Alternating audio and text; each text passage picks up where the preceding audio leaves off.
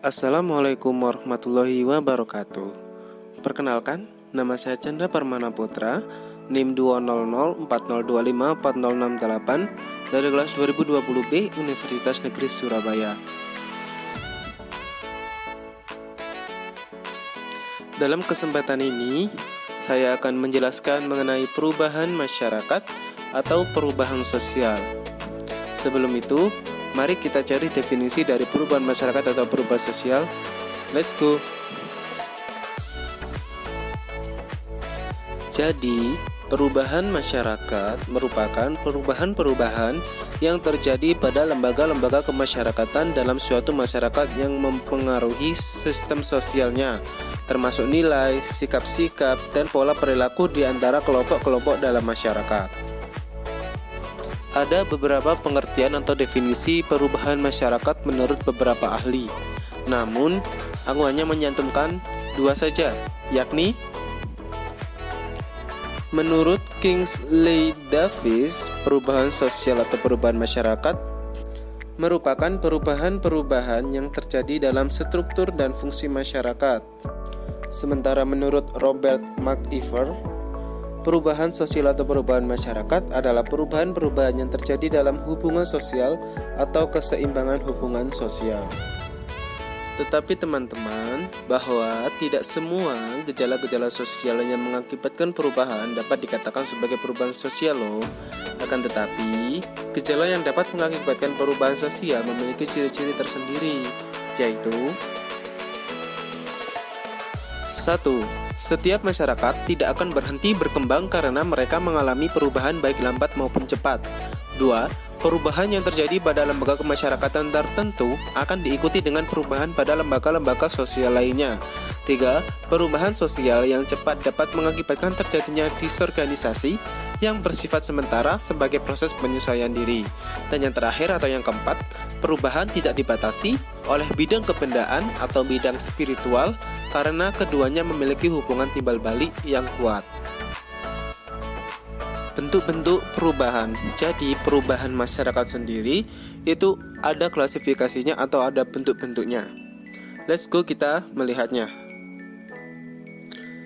1. Perubahan evolusi, perubahan revolusi, perubahan direncanakan, perubahan tidak direncanakan, perubahan berpengaruh besar, dan yang terakhir perubahan berpengaruh kecil. Yang nomor 1 yakni perubahan evolusi. Perubahan evolusi adalah perubahan-perubahan sosial yang terjadi dalam proses lambat, dalam waktu yang cukup lama dan tanpa ada kehendak tertentu dari masyarakat yang bersangkutan. Dengan kata lain, perubahan sosial terjadi karena dorongan dari usaha-usaha masyarakat guna menyesuaikan diri terhadap kebutuhan-kebutuhan hidupnya dengan perkembangan masyarakat pada waktu tertentu.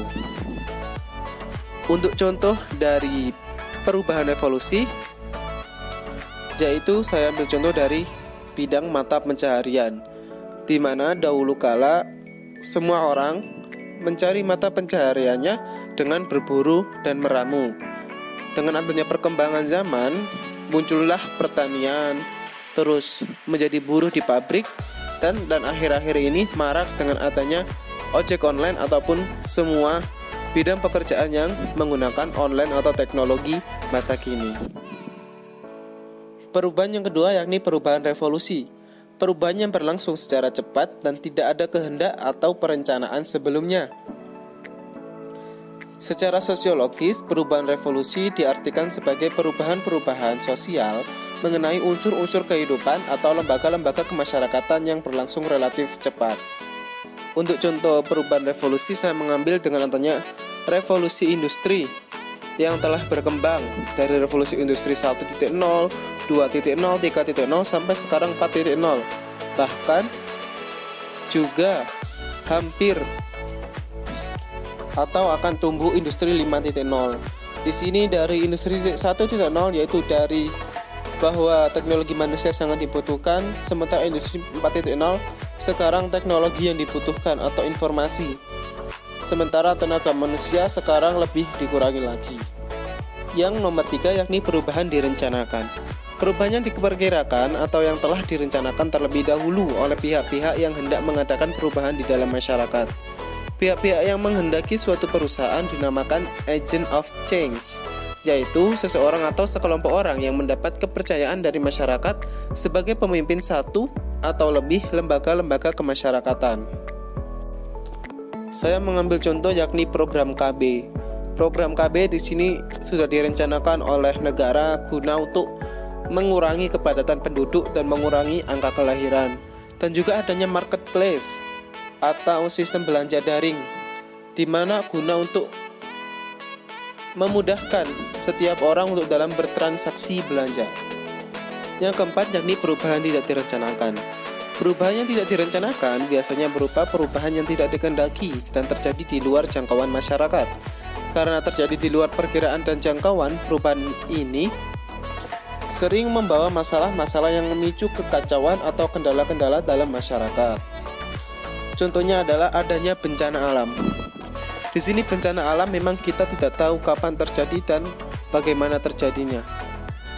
Sementara ini tidak direncanakan oleh manusia juga dan malah membuat manusia kacau dengan adanya bencana ini. Sehingga manusia banyak yang mengungsi, banyak berubah, pola perilakunya berubah karena adanya bencana ini. Yang kelima yakni perubahan berpengaruh kecil. Perubahan berpengaruh kecil merupakan perubahan-perubahan yang terjadi pada struktur sosial yang tidak membawa pengaruh langsung atau berarti bagi masyarakat. Sebagai contoh adalah perubahan pada pakaian, di mana tidak berpengaruh besar pada kehidupan bermasyarakat.